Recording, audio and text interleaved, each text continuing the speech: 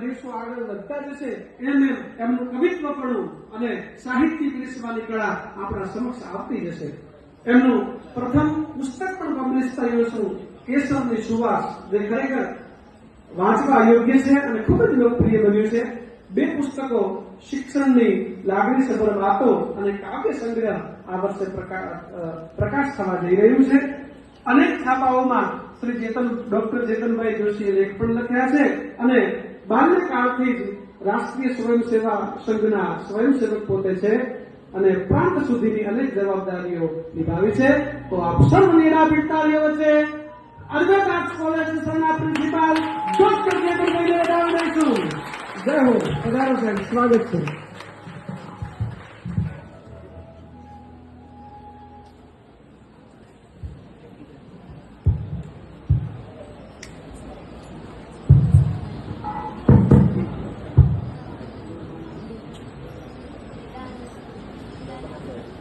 ખાસા સમયથી બેઠા છો એટલે એક જયઘોષ કરીએ, એટલે તમારું ધ્યાન આ બાજુ બધાનું રહે, પછી મને બોલવાની શરૂઆત થાય.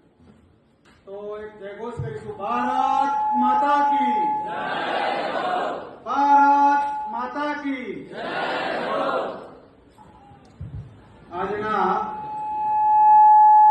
પ્રવેશોત્સવના કાર્યક્રમમાં મંચ પર વિરાજમાન કાર્યક્રમના અધ્યક્ષ પૂજનીય કિશોરભાઈ દવે શાસ્ત્રીજી, સમગ્ર ગુજરાતનું ગૌરવ, જસરા ગામનું ગૌરવ અને દેશ વિદેશમાં જેમની કથાઓ થાય છે અને અમારા જેવા પ્રોફેસરોને પણ ઘણી વખત એક શબ્દ માટે કંઈક અર્થ પૂછવો હોય એવા જ્ઞાતા, વિદ્વાન, વક્તા આદરણીય શાસ્ત્રીજીનું આ પ્રસંગે હું ખૂબ ખૂબ હાર્દિક સ્વાગત કરું છું.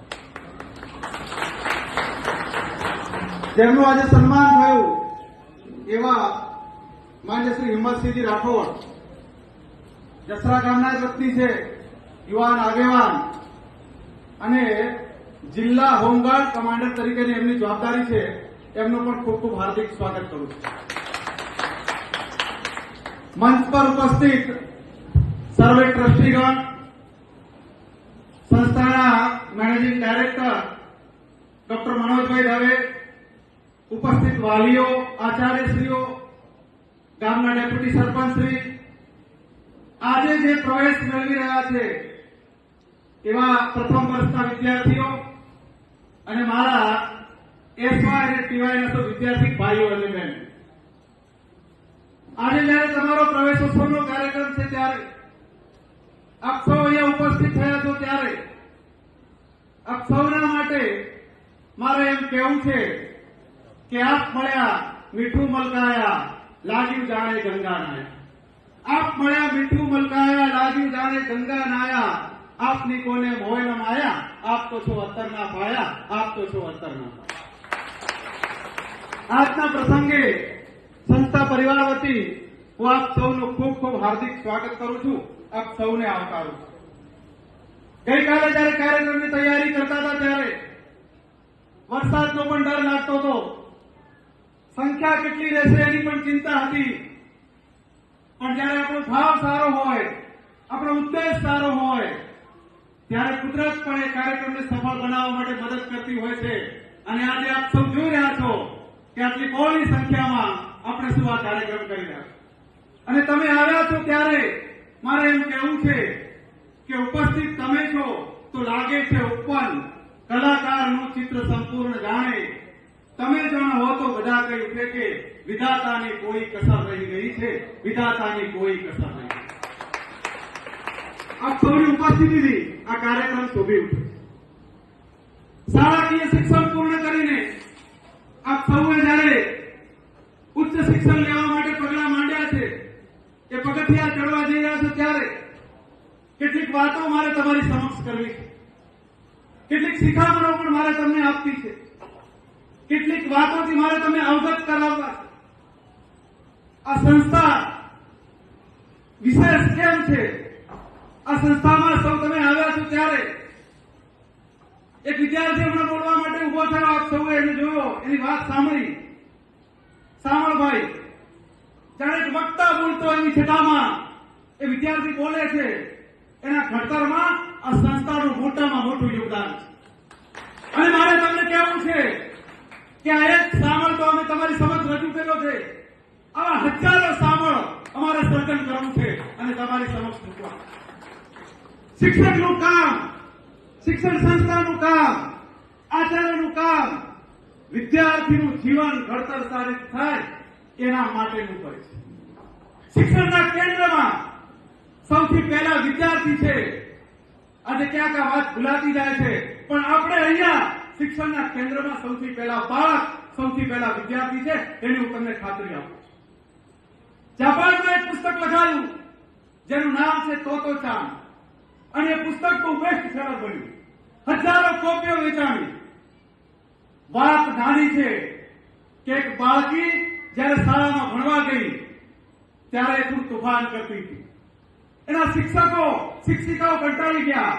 બારણે ઉભી રહે, પ્રશ્નો પૂછે, અને એક ટેબલ હતું બેસવાનું, એને ખાનો ખોલે, બંધ કરે. શિક્ષિકાઓ તો ના પાડે તો પાછું શું કરે? પેન્સિલ લેવા ખાનું ખોલે, પાછું બંધ કરે. રબર લેવા ખાનું ખોલે, પાછું બંધ કરે. પાછી વસ્તુ લેવા ખાનું ખોલે, બંધ કરે. એને મજા આવતી હતી. શિક્ષકો કંટાળી ગયા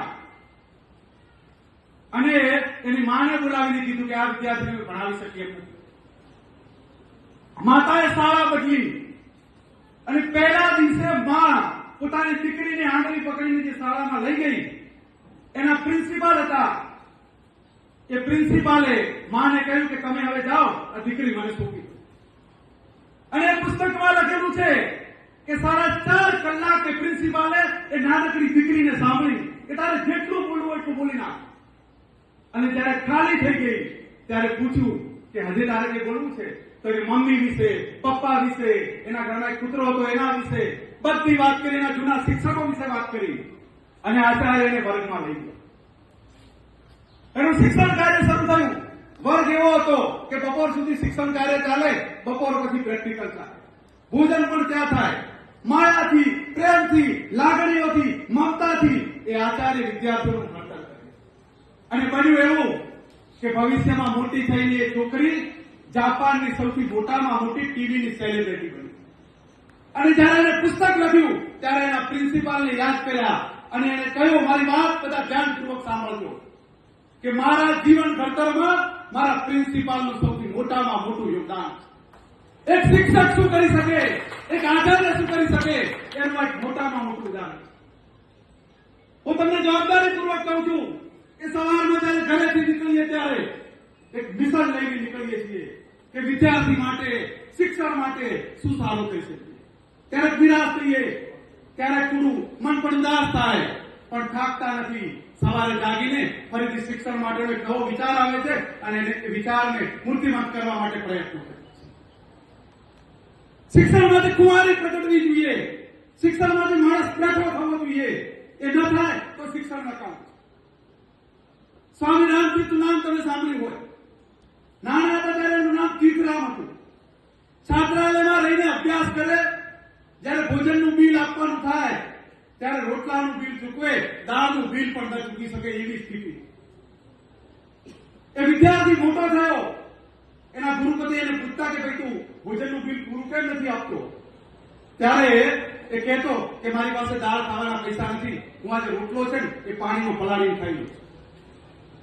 અને એ તીર્થરામ મોટો થયો, આ દેશના મોટા સંત બન્યા. એનું નામ સ્વામી રામતીર્થ. એ કહેતા કે હું ચાલું તો ભારત ચાલે છે, હું બેસું તો ભારત બેસે છે, હું ઉઠું તો ભારત, મેં ही ભારત છું. અનેક વાર જયારે વિદેશથી પ્રવાસ કરતા હતા, આવતા હતા, ત્યારે જે સ્ટીમરમાં બેસવા માટે ગયા એમાં इनाम થયું कि बड़ी प्रसन्नता की बात है, बड़ी खुशी की बात है कि आज इस स्टीमर में हिंदुस्तान के शहंशाह भी सफर कर. स्वामी रामतीर्थे जયારે સાંભળ્યું ત્યારે કહ્યું કે ભારત ઉતરવું પડશે. બધાએ પૂછ્યું કે સ્વામીજી તમે આવું કેમ કરો છો? ત્યારે એમણે જે જવાબ આપ્યો હતો એમાંથી કુમારી પ્રગટે છે. એમણે કહ્યું કે એક स्टीमर में 2 शहंशाह सफर नहीं कर सकते. वो हिंदुस्तान का शहंशाह है तो मैं संत समाज का शहंशाह हूं. एक स्टीमर में 2 शहंशाह सफर नहीं. અને સ્વામી રામતીર્થ ઉતરી ગયા. શિક્ષણમાંથી આ કુમારી ન પ્રગટે ત્યાં સુધીનું શિક્ષણ ન કરે. તમારો વિષય મુખ્ય કયો છે? પ્રથમ ગોળ શું છે? દ્વિતીય ગોળ શું છે? આ બધી બાબતોનો ખ્યાલ અમે આવતીકાલે જ્યારે લેક્ચર શરૂ કરીશું ત્યારે તમને આપવાના છે. પણ આજે મેં તમારી સમક્ષ વાત મૂકી છે એ વાત તમે બધા લોકો યાદ રાખો. અહીંયા જયારે આવો ત્યારે કોલેજનું શિક્ષણ લેવલ ત્યારે અલગ અલગ પ્રકારની વાતો આપણે સાંભળી હોય, પણ ના, આ 3 વર્ષનો સમયગાળો, આ 4 વર્ષનો સમયગાળો તમારા જીવન ઘડતર માટે ખૂબ મહત્વનો ટર્નિંગ પોઈન્ટ છે. આ વાત પણ તમે યાદ રાખો. કઈ દિશામાં જવું છે, કઈ લાઈનમાં જવું છે, ભવિષ્યમાં શું કરવું છે, આ બધા સપનાઓ આંખોમાં આજીને આવજો અને એના માટેની મહેનત કરજો તો તમારે જ્યાં પહોંચવું છે ત્યાં તમે આરામથી પહોંચી શકશો. વધારે વાત ન કરતા આદરણીય શાસ્ત્રીજીને આપણે સાંભળવા છે ત્યારે છેલ્લે એટલું કહું કે જેટલી ફૂલોમાં રંગત છે બધી તમને મળે, ફૂલની માફક મહેકતી જિંદગી તમને મળે. એ રીતે મોસમ તમારું ધ્યાન રાખે કે દર વખતે ક્યાંક પણ કુપલ ફૂટે ને તાજગી તમને મળે. આપણે બધા પરસ્પર એવી ઈચ્છા રાખીએ કે દીવો મારા ઘરમાં મળે અને રોશની તમને મળે, રોશની તમને. અસ્તુ ભારત